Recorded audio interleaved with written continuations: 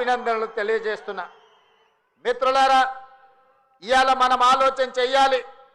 ఈ దేశానికి వెన్నెముకనే రైతులు.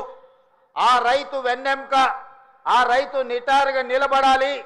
ఈ దేశానికి వెన్నెముక రైతు అయినప్పుడు ఆ రైతును ఆదుకొని నిటారుగా నిలబెట్టే బాధ్యత కాంగ్రెస్ పార్టీ తీసుకుంది, మన ప్రజా ప్రభుత్వం తీసుకుంది. కాంగ్రెస్ పార్టీకి రైతు సంక్షేమం అనేది నినాదము కాదు, అది కాంగ్రెస్ పార్టీ విధానం. ఆనాడు రైతుల కోసం సాగునీటి ప్రాజెక్టులను బాక్రానంగల్ డ్యామ్ నుంచి మొదలు పెడితే నాగార్జున సాగర్, శ్రీశైలం, ఎస్ఆర్ఎస్పి వరకు పెద్ద పెద్ద నదుల మీద ప్రాజెక్టులను కట్టి రైతులకు సాగునీరు అందించిన చరిత్ర కాంగ్రెస్ పార్టీది. చరిత్ర పుటలలో ఒక్కసారి చూడాల్సిందిగా నేను కోరుకుంటున్నా.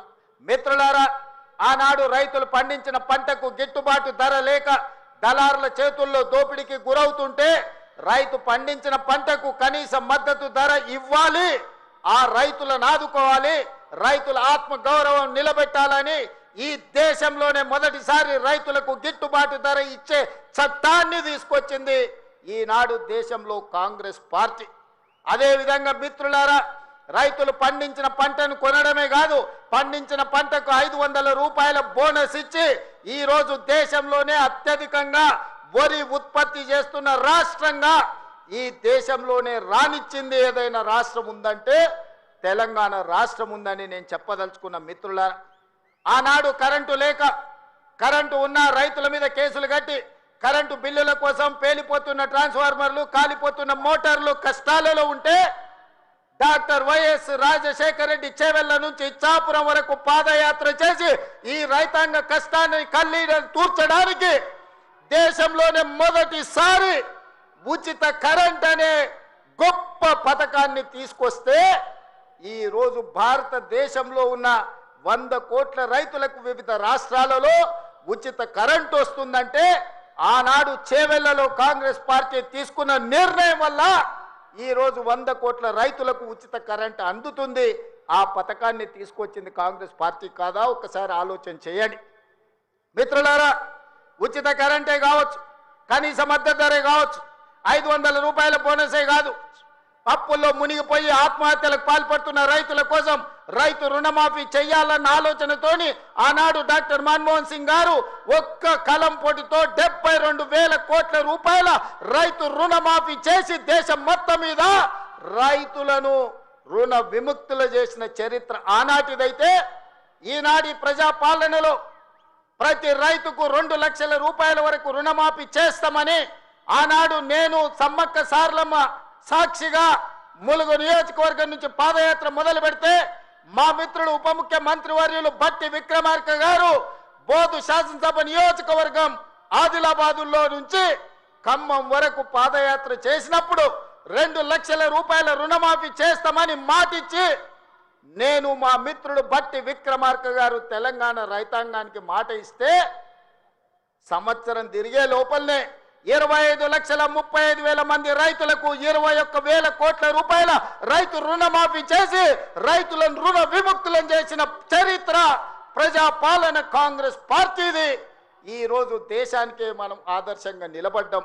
మిత్రులారా, ఇవాళ ఆనాడు చెప్పిన మాటలు కాదు, చెప్పినవే అదే విధంగా ఈనాడు రైతు భరోసా పథకం 9 రోజుల్లో 9,000 కోట్ల రూపాయలు పోయినసారి రైతు ఖాతాలో వేసి తుమ్మల నాగేశ్వరరావు గారి అధ్యక్షతన రైతులకు రైతు భరోసా వేసినాం.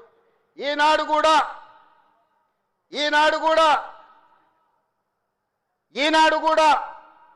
రైతు భరోసాలో భాగంగా మొదటి విడతగా 3,500 కోట్లు, రెండవ విడత 2,200 కోట్లు, మొత్తం 5,700 కోట్లు ఈరోజు రైతుల ఖాతాలో రైతు భరోసా వేసి వచ్చే నెలలో ఇంకా 3,300 కోట్ల రూపాయలు రైతు భరోసా పథకంలో భాగంగా 9,000 కోట్ల రూపాయలు ఇవాళ రైతుల ఖాతాలో వేసి రైతుల కళ్ళల్లో ఆనందం చూడాలి. వ్యవసాయం దండగ కాదు, వ్యవసాయం పండుగ చేయాలని ఒక గొప్ప సంకల్పంతో ఈనాడు ఇక్కడ మనం ఈ కార్యక్రమం తీసుకున్నాం. మిత్రులారా, ఇంత మంచి పండుగ కార్యక్రమం చేసుకుంటూ రైతులను ఆదుకుంటూ రైతుల కష్టాలు తీర్చుకుంటూ సాగునీటి ప్రాజెక్టులు పూర్తి చేసుకుంటూ రైతుల అవసరాలు ఏమున్నాయో అడుగుతూ ఇల్లు తిరుగుతూ రైతులు పండించిన సన్న వడ్లను ఈనాడు పేదలకు 3,15,00,000 మంది తెలంగాణ బిడ్డలకు ఇవాళ సన్న బియ్యం తెలంగాణ పండించిన బియ్యాన్ని ఇవాళ పేదలకు అందిస్తున్నాం. ఎక్కడైనా ఏ రాష్ట్రంలో అయినా ఈ భారతదేశంలో స్వతంత్రం వచ్చి 75 సంవత్సరాలలో నేను ఇవాళ సూటిగా సవాలు విసురుతున్నా. గొప్పలు చెప్పుకునేటోళ్ళు, జబ్బలు చర్చుకునేటోళ్ళు, తొడలు కొట్టుకునేటోళ్లకు సూటిగా నేను సవాలు విసురుతున్నా. ఎన్నడైనా కలలో కూడా మీరు పేదవాళ్ళకు సన్న బియ్యం ఇవ్వాలి. ఈ సన్న బియ్యం తల్లిదండ్రులు కన్న తల్లి తన బిడ్డకు సంటి బిడ్డకు బుక్కడి బువ్వ తినిపించే పథకం ఎన్నడైనా మీరు ఆలోచన చేసిండ్రా? మీరు గడిలలో ఉండి సన్న బియ్యం తింటుంటే, దావతులు చేసుకుంటుంటే, బిర్యానీలు తింటుంటే, పేదవాళ్లకు దొడ్డు బియ్యం ఇస్తే వాటిని తినలేక పశువులకు దానా పెడుతుంటే ఎప్పుడైనా మీకు వాళ్ళ పట్ల కనికరం కలిగిందా అని నేను అడుగుతున్నా. ఇవాళ నేను అడుగుతున్న మిత్రుల ఈ వేదిక మీద నుంచి ఒక ఆయన అంటున్నాడు, ఇంతకాలం శ్రీధర్ బాబు గారు, అడ్లూరు లక్ష్మణ్ గారు అనేవాళ్ళు ఆయన పెద్ద మనిషి అని. ఇక ఆయన పెద్ద ఆయనను కాదో నాకైతే తెలియదు, కానీ ఆయన అంటున్నది ఏందయ్యా అంటే ప్రజాపాలన పోవాలి, పాపాల భైరవుడు రావాలంట. నేను అడుగుతున్న మా మిత్రులను, ప్రజాపాలన ఎందుకు పోవాలి? ఫామ్ హౌస్ల బండుకున్న పాపాల భైరవుడు ఎందుకు అధికారంలోకి రావాలి అని నేను అడుగుతున్న ఈ వేదిక మీద నుంచి. ప్రజాపాలన ఆ పెద్ద ఆయననో వాళ్ళ తాతనో వాళ్ళ ముత్తాతలో తెస్తే రాలేదు. ఈ ప్రజాపాలన వచ్చింది లక్షలాది మంది కాంగ్రెస్ పార్టీ కార్యకర్తలు త్యాగం చేసి తమ రక్తాన్ని చెమటగా మార్చి భుజాలు కాయలు కాసేలా మువ్వన్నెల జెండాను మోస్తే ఈనాడు ప్రజాపాలన వచ్చింది. నీ నెత్తి మీద దరిద్రం ఉండి నువ్వు జగిత్యాలలో ఓడిపోతే, ప్రజలు తిరస్కరిస్తే, నీకు మంత్రి పదవి ఇవ్వకపోతే ప్రజాపాలన పోవాలనా? ఇవాళ నిన్ను పెద్ద మనిషి అని మేము పిలవాలనా? పెద్ద మనిషి అని పిలిపించుకునే అర్హత నీకు ఉన్నదా అని నేను ఈ వేదిక మీద నుంచి అడుగుతున్నా. నేను అడుగుతున్నా, ఇవాళ పెద్ద మనిషిని ప్రజాపాలన ఎందుకు పోవాలి, పాపాల భైరవుడు అధికారులు ఎందుకు రావాలో నువ్వు జవాబు చెప్పాలి. నీ పదవి కోసం, నీ అధికారం కోసం, నీ ఆకాంక్ష కోసం ఆనాడు 1983 చరిత్ర వెనక్కి వెళ్ళి ఆయన పూర్వతరాలు పుట్టు మచ్చలు ఇవ్వాలి. ఈ వేదిక మీద నుంచి నేను చెప్పదలుచుకున్నా. ఆయన నీతేంది, ఆయన జాతేంది, ఆయన దోస్తేందో ఇవాళ మీ అందరి ముందర నేను విజ్ఞప్తి చేయదలుచుకున్నా. మిత్రులారా, 1983లో తుమ్మల నాగేశ్వరరావు గారు సజీవ సాక్షి. ఆనాడు అన్న పెద్దలు నందమూరి తారక రామారావు గారు యువ న్యాయవాదిగా జగిత్యాలలో న్యాయవాద పదవిని బాధ్యత నిర్వహిస్తుంటే పిలిచి భుజం తట్టి నీకు ఎమ్మెల్యే టికెట్ ఇచ్చి నీకు ఎక్సైజ్ శాఖ మంత్రి ఇస్తే సంవత్సరం తిరిగే లోపలనే అన్న ఎన్టీఆర్ను వెన్నుపోటు పడిచి నాదెండ్ల భాస్కరరావుతోని జట్టు కట్టిన నువ్వు నాదెండ్ల భాస్కరరావు సోపతిని వదిలి కాంగ్రెస్ పార్టీలకు వచ్చి 40 సంవత్సరాలు పూర్తయింది. నేను అడుగుతున్నా పెద్ద మనిషిని, ఈ 40 ఏళ్ళు జగిత్యాల నియోజకవర్గమే కాదు కరీంనగర్ జిల్లాలో ప్రతి కాంగ్రెస్ పార్టీ కార్యకర్త 14 ఎన్నికల్లో 11 సార్లు ఎమ్మెల్యే, 3 సార్లు ఎంపీ, 1 సారి ఎమ్మెల్సీ, 14-15 సార్లు బీఫామ్ ఇస్తే దుఃఖాన్ని దిగముంగుకొని ఎన్టీఆర్ను వెన్నుపోటు పడిచిన నిన్ను, నాదెండ్ల భాస్కరరావు అనుచరుడైన నిన్ను ఎమ్మెల్యేగా, ఎంపీగా, ఎమ్మెల్సీగా ఏ ఎన్నికల్లో పోటీ చేసినా వేలాది మంది కాంగ్రెస్ పార్టీ కార్యకర్తలు నిన్ను భుజాల మీద మోసిన మాట నిజం కాదా? పల్లకిలో అసెంబ్లీకి పంపిన మాట నిజం కాదా? మిత్రులారా, 40 ఏళ్ళు నీ కోసం, నీ పదవి కోసం, నీ కుటుంబంలో జడ్పీటీసీ, ఎంపీపీ ఏ పదవి వచ్చినా నీ కుటుంబానికి ఇచ్చుకున్నా జగిత్యాల కాంగ్రెస్ పార్టీ కార్యకర్తలు మౌనంగా నీ కుటుంబానికి ఊడిగం చేసిన మాట నిజం కాదా? గ్రామంలో ఉన్నోడు గ్రామంలో ఉండాలి, మండలంలో ఉన్నోడు మండలంలో ఉండాలి, జిల్లాలో ఉన్నోడు నియోజకవర్గంలో ఉన్నోడు నియోజకవర్గంలో ఉండాలని పాపంది చేసింది నువ్వు కాదా? మొన్న నేను జగిత్యాల కార్యకర్తలను కలిస్తే ఒక్కొక్కరు తమ కష్టాలను మనసు విప్పి మాట్లాడుతుంటే నాకు ఆశ్చర్యపోయినా. గాంధీ భవన్ చూసి ఒక నాయకుడు చాలా సంవత్సరాల తర్వాత మెట్రోలో పోతుంటే గాంధీ భవన్ కనిపిస్తే ఆనందంతో కన్నీళ్లు గారిని, ఆనంద బాష్పాలు గార్చిన మెట్రోలో నన్ను ఇట్లా గాంధీ భవన్ చూసిన మా నాయకుడు ఎన్నడూ నన్ను గాంధీ భవన్కు తీసుకుపోలేదని చెప్తుంటే నాకు నిజంగా మనసులో కలుక్కుమన్నది. ఇట్లాంటి కర్కోటకులైన నాయకులు ఉంటారా అని. అలాంటి నాయకుని కూడా జగిత్యాల ప్రజలు 14 సార్లు బీమా ఇస్తే ఎన్నో సార్లు ఓడిపోయినా వదలకుంటేనే ఆయన వెనకాల నిలబడి ఆయన అండగా నిలబడి ఆయన భుజాల మీద మోస్తే ఒక్క ఏడాది పదవి లేకపోతే మీ గుండెల మీద దాన్ని మిమ్మల్ని మోసం చేసి పారిపోతాడా అని నేను అడుగుతున్న మిత్రులారా, ఇది న్యాయమా? ఇదేనా నీ జాతి, నీ నీతి? ఈ వయసులో నువ్వు 40 ఏళ్ళు నీ జెండా మోసి నిన్ను మోసిన కార్యకర్తల గుండెల మీద దాన్ని మోసం చేసి శత్రువు సంతను చేరుతావా? శత్రువు సంకలు చేరి ప్రజాపాలన పోవాలంటవా? ఇట్లాంటోడు పెడితే పెళ్లి కోరుకున్నాడంట, పెట్టకపోతే సావు కోరుకున్నాడంట. ఇంతకంటే ఉదాహరణ ఇంకేమన్నా ఉందా? నేను అడుగుతున్న పెద్ద మనిషిని, ఈ ప్రజాపాలన ఎందుకు పోవాలి? 10,000 కోట్ల రూపాయల ఆడబిడ్డలకు మహాలక్ష్మి పథకం ద్వారా ఆర్టీసీలో ఉచితంగా అమ్మవారిని దర్శించుకోవాలన్నా, అమ్మగారి ఇంటికి పోవాలన్నా, మా అక్కలందరినీ ఆర్టీసీలో ఉచితంగా ప్రయాణం ఇచ్చినందుకు ప్రజాపాలన పోవాలనా? తెలంగాణ ఉద్యమంలో సమిధలైన శ్రీకాంతాచారి, వేణుగోపాల్ రెడ్డి, ఈశాన్ రెడ్డి, కానిస్టేబుల్ కిష్టయ్య ఆదర్శంగా మొదటి సంవత్సరంలోనే 70,000 ప్రభుత్వ ఉద్యోగాలు ఇచ్చి గ్రూప్ 1, గ్రూప్ 2, గ్రూప్ 3, గ్రూప్ 4 డాక్టర్లను, ఇంజనీర్లను 70,000 ప్రభుత్వ ఉద్యోగాలు ఇచ్చినందుకు ఈ ప్రజాపాలన పోవాలనా? ఆనాడు ఒరేస్తే ఉరేసుకున్నట్టే అని మాట్లాడిన నువ్వు నీ ఫామ్ హౌస్లో 150 ఎకరాలలో ఒరేసుకొని 4,200 రూపాయల క్వింటాలు అమ్ముకొని నువ్వుంటే, రైతులు ఆత్మహత్యలు చేసుకుంటుంటే 8,000 కొనుగోలు కేంద్రాలను తెరిచి ఉత్తమ్ కుమార్ రెడ్డి గారు 2,58,00,000 మెట్రిక్ టన్నులు ప్రతి సంవత్సరం ఒడ్లు కొన్నందుకు ప్రజాపాలన పోవాలనా? సన్నబియ్యం, సన్న ఒడ్లు వండించి సంటి పిల్లలకు సన్నబియ్యం తినిపిస్తున్నందుకు ప్రజాపాలన పోవాలనా? 3,15,17,00,000 మంది ఈరోజు సన్నబియ్యం తింటున్నందుకు ప్రజాపాలన పోవాలనా? ఇవాళ పేదవాళ్ళు డబుల్ బెడ్రూమ్ ఇల్లు అంటివి, డబ్బా ఇండ్లు వద్దంటివి, కొడుకు కోడలు ఉంటే ఏడ ఉంటారంటివి, అల్లుడు బిడ్డ పండుగ కొత్త ఏడవంటారంటివి, కుక్క పిల్ల గొర్రె పిల్ల ఉంటే ఏడ కట్టేయాలంటివి.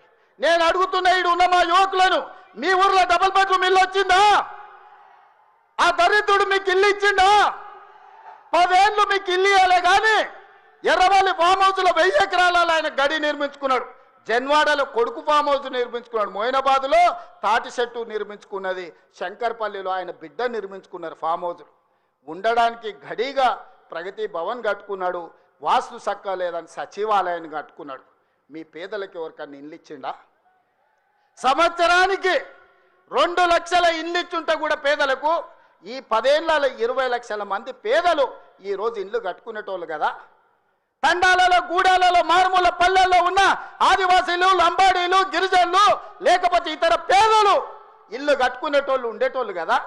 20 లక్షల కోట్లు ఖర్చు పెట్టినావు కానీ 20,000 ఇండ్లు కూడా పేదలకు ఇయ్యలేకపోయినావు. ఈరోజు 4.5 లక్షల ఇండ్లు పేదవాళ్లకు ఇందిరమ్మ ఇండ్లు ఇచ్చిన మాట నిజం కాదా? ఈరోజు మీ గ్రామాలలో ఇందిరమ్మ ఇండ్లు కట్టుకుంటున్నది నిజం కాదా? మిత్రులారా, గుండె మీద చేసుకొని ఆలోచన చెయ్యండి. ఇలా పేదలకు 4.5 లక్షల ఇందిరమ్మ ఇండ్లు ఇచ్చినందుకు ప్రజాపాలన పోవాలనా? డబుల్ బెడ్రూమ్ ఇండ్లతో మోసం చేసిన పాపాల బైరోడు రావాలనా? ఒక్కసారి ఆలోచన చేయండి మిత్రులారా. ఇండ్లే కాదు, ఇల్లాలి కళ్ళల్లో ఆనందం చూడాలని 200 యూనిట్ల ఉచిత కరెంటు ప్రతి ఇంటిలో వెలుగులు నింపినందుకు, పేదవాడి కళ్ళల్లో ఆనందం చూసినందుకు ప్రజాపాలన పోవాలనా? ఇవాళ అదే కాదు, మహాలక్ష్మి పథకం ద్వారా ఆడబిడ్డలకు బస్సు ప్రయాణం ఇచ్చినందుకు ఈరోజు ప్రజాపాలన పోవాలనా అని నేను అడుగుతున్న మిత్రులారా. మీరు ఒక్కసారి ఆలోచన చేయండి. ఇల్లు ఇస్తమే, ఇంట్లో కరెంట్ ఇస్తమే, 500 రూపాయలకు సిలిండర్ ఇస్తమే, సన్న బియ్యం ఇచ్చి కడుపు నిండా బువ్వ పెడితే ఇందుకోసం ఈరోజు ప్రజాపాలన పోవాలనా? అంటే ఈ ప్రభుత్వాలు ధరల కూడిగం చేయాలి, గడీల ముందల బానిస బతుకు బతకాలనా అని నేను అడుగుతున్నా. ఇవాళ ఈ ప్రభుత్వం 70,000 ఉద్యోగాలు ఇచ్చింది, 21,000 కోట్ల రైతు రుణమాఫీ చేసింది. ఈ ప్రభుత్వం 28 నెలలలో రైతులకు 1,50,000 కోట్ల రూపాయలు ఖర్చు చేసిన మాట నిజం కాదా? ఆనాడు మా అక్కలీడు ఉన్నారు పాలపిట్టల లెక్క. బతుకమ్మ చీరలు ఇచ్చితే ఏం చేసిండ్రక్క? పొలాల కాడ పిట్టలను బెదరగొట్టడానికి గట్టి రవునా? ఎన్నడన్నా ఈ తెలంగాణలో ఏ ఆడబిడ్డ అన్నా బతుకమ్మ చీరలు కట్టుకున్నారా? ఎన్నడన్నా పండుగ చేసుకున్నారా? నేను ఇవాళ మా అక్కల్ని అడుగుతున్నా, ఇందరమ్మ చీరలు మా సీతక్క మీకు పంచుతే ఈరోజు వేలాది మంది పాలపిట్టలక్క చీరలు కట్టుకొని మా తమ్ముడు వచ్చిండు, మాకు చీర పెట్టిండు, మాకు సారె పెట్టిండు, మా తమ్ముడిని ఆశీర్వదించాలని ఇవాళ వేలాది మంది మా అక్కల ఆత్మగౌరవంతో కట్టుకురు. ఈ పక్కలు ఉన్న మా సోదరులు అమ్మో మా ఆవిడ కూడా మంచిగా అందంగా ఉందే ఏందో అనుకున్నా అని పాలపిట్ట చీరల భార్యను చూసి సంతోషపడుతురు. ఇవాళ 1,000,000 మంది ఆడబిడ్డలకు 1,000,000 చీరలు ఇచ్చినందుకు, ఇందిరమ్మ చీరలు ఇచ్చి వాళ్ళ కళ్ళల్లో ఆనందం చూసినందుకు ఇవాళ మేము దిగిపోవాలనా? 67 లక్షల స్వయం సహాయక సంఘాలకు మా సీతక్క 57,000 కోట్ల రూపాయల బ్యాంకు లింకేజ్ ఇచ్చినందుకు, ఆడబిడ్డల్ని శ్రీమంతులను చేసినందుకు మేము దిగిపోవాలనా? 1,000,000 ఆడబిడ్డల్ని కోటీశ్వరులను చేయాలనే లక్ష్యం పెట్టుకున్నందుకు ఈరోజు ప్రజాపాలన పోవాలనా? నేను అడగదలుచుకున్న ఇవాళ ప్రజాపాలన పోవాలి, పాపాల భైరవుడు రావాలి అన్నటువంటి నేను ఈ వేదిక మీద నుంచి నిలదీయదలుచుకున్నా. నీకు సిగ్గు శరము ఏమైనా ఉన్నదా ఈ మాట మాట్లాడడానికని? నీకు పదవి రాకపోతే ప్రజాపాలన పోవాలనా? ఇవాళ రైతులను పొట్టన పెట్టుకొని ఈ పాపాల భైరవుడు చేసిన పాపాలు మీకు తెలియదా? ఈరోజు ఎన్ని పథకాలు ఏమేమున్నాయో నేను చెప్పితే రామాయణం అంతా రాసుకుంటే భారతం అంతా అయితే పథకాల గురించి మీకు అందరికీ తెలుసు. నిరుద్యోగ యువకుల గురించి కానీ, విద్యార్థుల గురించి కానీ, ఉద్యమకారుల గురించి కానీ, మహిళల గురించి కానీ, మైనార్టీల గురించి కానీ, రైతుల గురించి కానీ, ఈరోజు దళితులు, గిరిజనులు, ఆదివాసుల గురించి కానీ ప్రభుత్వం అమలు చేస్తున్న పథకాలు మీకు తెలియదా? అంతెందుకు ఈ ప్రాంతంలో ఉండే సమ్మక్క సారలమ్మ జాతరకు ఎన్నడన్నా సమ్మక్క సారలమ్మ దర్శించుకోవడానికి ఎన్నడన్నా కేసీఆర్ వచ్చినాడే? 2 నెలల్లో 100 కోట్లు పెట్టి సమ్మక్క సారలమ్మ మందిరాన్ని ప్రపంచానికి ఆదర్శంగా నిర్మించినందుకు మేము దిగిపోవాలనా? పేదల దైవాన్ని గౌరవించినందుకు మేము దిగిపోవాలనా? వేములవాడ రాజన్నకు నా లగ్గం ఈయనే అయింది, నా లగ్గం అయినందుకన్నా 100 కోట్లు ఇస్తా అన్నాడు. ఒక్క బుడ్డ రూపాయి కూడా ఇవ్వకపోతే మా ఆది శ్రీనివాస్ వస్తే 127 కోట్లు ఇచ్చి ఈరోజు వేములవాడ రాజన్న మందిరాన్ని నిర్మిస్తున్నాం. అందుకోసం ప్రజాపాలన పోవాలనా? బాసర సరస్వతి విజ్ఞాన జ్యోతి బాసర సరస్వతిని 100 కోట్ల రూపాయలతో బాగు చేస్తున్నందుకు ప్రజాపాలన దిగిపోవాలనా? ఇవాళ చిన్న కాళేశ్వరంలో కాళేశ్వరం ముక్తేశ్వర మందిరాన్ని ప్రారంభించుకుంటున్నందుకు ఈ ప్రభుత్వం దిగిపోవాలనా? సరస్వతి పుష్కరాలను నిర్వహించుకున్నందుకు పోవాలనా? భద్రాచలంలో రాములవారి గుడిని నిర్మించుకుంటున్నందుకు ఈరోజు ప్రజాపాలన దిగిపోవాలనా? బాసర నుంచి భద్రాచలం వరకు గోదావరి పుష్కరాలను గొప్పగా నిర్మించుకోవాలి, గొప్పగా జరుపుకోవాలి, దేశంలో ఉండే భక్తులందరూ రావాలని ఏర్పాట్లు చేసుకున్నందుకు ఈరోజు ప్రజాపాలన పోవాలనా? దేనికి పోవాలని నేను అడుగుతున్నా. ఏమొచ్చింది, ఏమయ్యింది? మేడిపల్లి సత్యం, కవంపల్లి సత్యనారాయణ, ఆది శ్రీనివాస్, రాజ్ ఠాకూర్, అదేవిధంగా విజయరమణారావు, అడ్లూరి లక్ష్మణ్, పొన్నం ప్రభాకర్, శ్రీధర్ అయితే ఎన్నోసార్లు గెలిచిండ్రు. వీళ్ళందరూ మొదటిసారి ఎమ్మెల్యేలు గెలిస్తే ఇంత పొడుగు అంత పొడుగు అంటివి, లావు మొనగడ్డ లడాయిపోతే వెనకాల 3 నూకుడు మొనగాళ్ళు అంటివి, వాళ్ళతో పాటు నీకు టికెట్ ఇస్తమే, సొమ్ములు ఇస్తమే. నీ నెత్తి మీద దరిద్రం ఉండి నీ బుద్ధి సక్కాలేక జగిత్యాల ప్రజలు బండకేసి కొడితే అది మా తప్ప? ఎమ్మెల్యేకి బండకేసి కొడితే ఎంబడే ఎంపీ టికెట్ ఇస్తే బొంద పెట్టిరు వాళ్ళు, అది మా తప్ప? పార్టీ తప్ప? ఏం తక్కువ చేసింది నీకు పార్టీ? ఒక్క ఏడాది నిన్ను నమ్ముకున్న కార్యకర్తల కోసం ఓపిక పట్టవా? అలాంటి నువ్వు దుర్మార్గుడు శత్రు సంకల చేరి వాళ్ళ సంక నాక్కుంటూ ఇవాళ ప్రజాపాలన పోవాలి అని అంటవా నువ్వు? ఇదా నీ బుద్ధి, నీ నీతి? నేను ఇవాళ ఈ వేదిక మీద నుంచి పాపాల భైరవుడు ఎందుకు రావాలన్నాయని నేను అడగదలుచుకున్నా. నేరెళ్ళ దళితులను ఇసుక లారీల కింద తొక్కించినందుకు పాపాల భైరవుడు రావాలా? ఖమ్మం జిల్లాలో గిట్టుబాటు ధర అడిగిన గిరిజన బిడ్డలకు బేడీలు వేసి నడి బజార్లో నడిపించినందుకు పాపాల భైరవుడు అధికారంలోకి రావాలనా? గ్రూప్ 1 పరీక్షలలో పరీక్షా పత్రాలను జిరాక్స్ సెంటర్లలో పల్లి బఠానీలలా కమ్మి లక్షలాది మంది నిరుద్యోగ యువకుల ఉసురు కొట్టుకున్నందుకు పాపాల భైరవుడు రావాలనా? పండించిన పంట కొనుగోలు చేయక ఒరేసుకుంటే ఉరేసుకున్నట్టే అన్న పాపాల భైరవుడు ఇవాళ రావాలనా? దేనికోసం పాపాల భైరవుడు రావాలని నేను అడుగుతున్నా. 1,00,000 కోట్లు, 1,00,000 అంటే 1,00,000. ఈ రోజే కాళేశ్వరం మొత్తం చూసి వచ్చిన కడుపు మండుతుంది. నిజంగానే ఈ చట్టాలు ఇవి లేకపోతే ఆటవిక రాజ్యమే అయితే అడవిలో చెట్టుకు ఊరేసిన తప్పు లేదు. 1,00,000 కోట్ల రూపాయలు గోదావరిలో మంట కలిపినందుకు పేరు మారుస్తువి, ఊరు మారుస్తువి, అంచనాలు మారుస్తువి, 1,00,000 కోట్లు దిగమింగుతువి. కాళేశ్వరం అని కడితే 3 ఏళ్లలోనే కూలేశ్వరం అయిపోయింది. దీనికి చెట్టుకు ఉరేసిన పాపం లేని తప్పులు చేస్తే అయినా ప్రజాస్వామ్యాన్ని నమ్మే మేము ఈరోజు సిబిఐ విచారణకి ఇచ్చినాం తప్ప చెట్టు గట్టేసి కొట్టలేదు. అదే నిజాం సర్కార్ అయితే ఇట్లా తప్పు చేసిన వాళ్ళు ఊర్లో కోదండం వేసి లాగులో తొండలు ఇడిచి తిరిగింది కళ్ళకు వచ్చేటోళ్ళు ఇట్లాంటి తప్పులు చేసిన వాళ్ళు.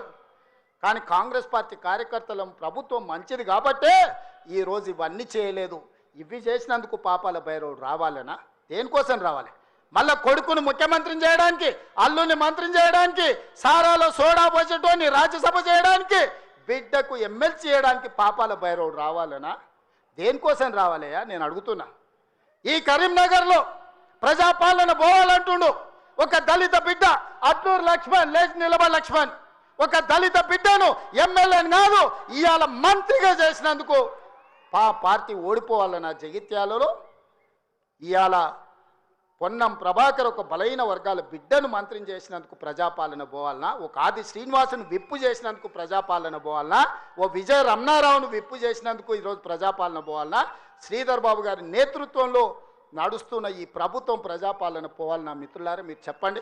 కరీంనగర్ జిల్లాలో 3 మంత్రులు 2 విప్పులు ఇచ్చినందుకు ఈ ప్రజాపాలన దిగిపోవాలనా? నీ ఒక్కనికి పదవి ఇవ్వకపోతే ఒక దళిత బిడ్డ అడ్లూరి లక్ష్మణ్ మంత్రి చేస్తే నువ్వు చూసి ఓర్వలేను అని నువ్వు అసలు మనిషివేనా? గింత అసూయ, గింత ద్వేషం ఎవరికైనా ఉంటుందా కడుపులా? ఇంతకాలం ముసుగు తొడుకొని బతికాడు. ఈ నాలకు ఆ ముసుగు తొలగిపోయింది. కడుపు నిండా విషమే. విషమున్నోడు ఇవాళ కడుపులో కత్తులు పెట్టుకొని కౌగిలించుకుంటారు. చూస్తున్నాం. ఆయన ప్రభుత్వం వస్తాడంటే ఈయనకు పెద్ద పదవి ఇస్తాడంట. నీకున్న ప్రతిపక్ష హోదా ఊడగొట్టకపోతే నా పేరు మార్చుకుంటా బిడ్డ కేసీఆర్. 2023లో నిన్ను ఓడగొట్టిన, 2024లో నీకు గుండు సున్నా ఇచ్చిన, సర్పంచ్ ఎలక్షన్లో పాతరేసిన, మున్సిపల్ ఎన్నికల్లో ఉప్పు పాతరేసిన, జూబ్లీ హిల్స్ కంటోన్మెంట్లో నీకు గోరి కట్టిన, వచ్చేసారి ఆ గోరి మీద మా కాంగ్రెస్ పార్టీ కార్యకర్తలు జెండా ఎగరేస్తారు. ఇదే నా సవాల్ కాంగ్రెస్ పార్టీ కార్యకర్తల తరఫున. చూసుకుందాం కేసీఆర్, నువ్వు నేను వచ్చే ఎన్నికల్లో నువ్వా నేనా? ప్రజాపాలన పాపాల భైరవుడా? మా కాంగ్రెస్ పార్టీ కార్యకర్తల లక్షలాది మంది 10 ఏళ్ళు కేసులు కట్టుకొని జైలుకు పోయి ప్రాణాలు వదిలి ఊపిరి బిగబట్టి జెండా మోసి అధికారంలోకి వస్తే పాపాల భైరవుడు రావాలి, ప్రజాపాలన పోవాలి అని మాట్లాడడానికి నీకు సిగ్గెట్లొచ్చిందని నేను అడుగుతున్నా మనిషిని. అందుకే మిత్రులారా, ఈ ఆలోచన నుంచి నా మాటగా తీసుకోండి. ఎన్నికలు ఎన్నడొచ్చినా ఎప్పుడొచ్చినా ఒక్క మాట రాసి పెట్టుకోండి. చరిత్రల కేసీఆర్ గారు జగిత్యాలలో నిన్ను పాతరేసి 100 మీటర్ల లోతు గోతి తీసి పాతి పెట్టే కార్యక్రమం మా కాంగ్రెస్ పార్టీ జగిత్యాల కార్యకర్తలు తీసుకుంటారు. ఈ తెలంగాణ రాష్ట్రంలో ఈ ప్రాంతంలో ఒక చరిత్ర ఉన్నది. 94 నుంచి 2004 వరకు 2 సార్లు తెలుగుదేశం అధికారంలో ఉన్నది. 2004 నుంచి 2014 వరకు 2 సార్లు వైఎస్ఆర్ నాయకత్వంలో అధికారంలో ఉన్నది. 2014 నుంచి 2024 వరకు 2 సార్లు కేసీఆర్ నాయకత్వంలో ప్రభుత్వం ఉన్నది. 2024 నుంచి 2034 వరకు నేను మా మిత్రుడు మహేష్ గౌడ్ గారి నాయకత్వంలో ప్రజాపాలన ఉంటుంది.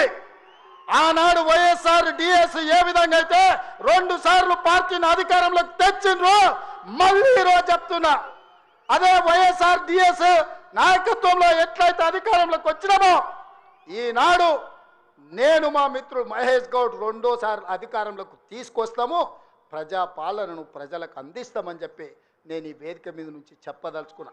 చరిత్ర పునరావృతం చేసే బాధ్యత మాది, చరిత్ర నిర్మించే బాధ్యత నాది, చరిత్రలో సువర్ణ అక్షరాలతోని లిఖించే విధంగా ప్రజాపాలన అందించే బాధ్యత మాది. ప్రభుత్వ ఉద్యోగాలు ప్రైవేటు ఉద్యోగాలే కాదు, హైదరాబాదు నగరాన్ని మహానగరంగా నిర్మించుకునే బాధ్యత మాది. కూలిపోయిన కూలేశ్వరాన్ని చక్కగా చేసుకొని మళ్ళీ నీళ్ళు అందించుకునే బాధ్యత మనది. పాలమూరు రంగారెడ్డి ఎత్తిపోతలు కావచ్చు, జూరాలు కావచ్చు, భీమా కావచ్చు, నెట్టంపాడు కావచ్చు, కోయిల్సాగర్ కావచ్చు, శ్రీరామ్ సాగర్ కావచ్చు, దేవాదులు కావచ్చు, సీతారామ ప్రాజెక్టు కావచ్చు, కాళేశ్వరం ప్రాజెక్టు కావచ్చు, మా మిత్రుడు చెప్పిన చిన్న కాళేశ్వరాన్ని పూర్తి చేపించే బాధ్యత నాది. మిత్రులారా, మీకు అండగా నిలబడి మీరు అండగా ఉండండి, నాతో పాటు నడవండి. ఎవడు వచ్చినా తొక్కుకుంటబోయే బాధ్యత మనం తీసుకుందాం. ఈ దేశంలోనే నేను చెప్పదలుచుకున్నా, ఈ దేశంలోనే అత్యధిక మెజార్టీతోని రాష్ట్ర ప్రభుత్వాన్ని ఏర్పాటు చేయడమే కాదు, వచ్చేసారి తెలంగాణలో 15 పార్లమెంటులను గెలిపించి రాహుల్ గాంధీని ప్రధానమంత్రిని చేసే బాధ్యత నాది, మీది. ఈరోజు ప్రతిన బూనుదాం, రాహుల్ గాంధీని ప్రధానమంత్రిని చేద్దాం. మీరందరూ సిద్ధమేనా? సిద్ధమేనా? సిద్ధమేనా? సిద్ధమేనా? అక్కడున్న వేలాది మంది సోదరులు సిద్ధమేనా? సిద్ధమేనా? సిద్ధమన్నోళ్ళందరూ చేయి పైకెత్తి పిడికిలు బిగించండి. వేదిక మీద ఉన్న సోదరులు కూడా, నాయకులందరూ నిలబడి చేతులు ఎత్తండి. మీరందరూ నిలబడి చేతులు ఎత్తండి. జై కాంగ్రెస్, జై జై కాంగ్రెస్. రాహుల్ గాంధీ నాయకత్వం, రాహుల్ గాంధీ నాయకత్వం. సంపూర్ణమైన విశ్వాసం వచ్చింది మిత్రులారా. ప్రజాపాలన और एक बार కాంగ్రెస్ సర్కార్ అనాలి, సరేనా? और एक बार నేనంటే కాంగ్రెస్ సర్కార్ అని మీరు అనాలి. రెడీనా? రెడీనా? और एक बार, और एक बार, और एक बार, और एक बार, और एक बार, और एक बार. कांग्रेस सरकार, कांग्रेस सरकार, कांग्रेस सरकार. और एक बार, और एक बार. कांग्रेस सरकार, कांग्रेस सरकार. जय कांग्रेस.